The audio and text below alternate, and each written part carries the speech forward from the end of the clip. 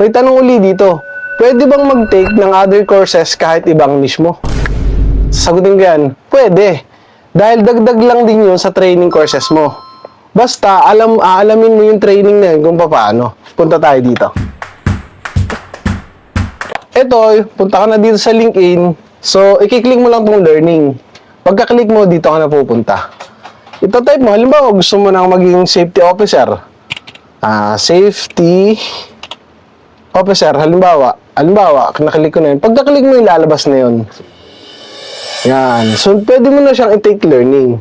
Pag na-take learning mo na siya, makakakuha ka uli dyan ng another certificate. Basta alamin mo lang siya kasi depende kapag yun ang gusto mong a-apply din, pandagdag lang. Pwedeng writing, essay, kung ano-ano man or edit. Basta dito ka lang sa training. May mga tanong pa kayo, comment ka lang. Cheat!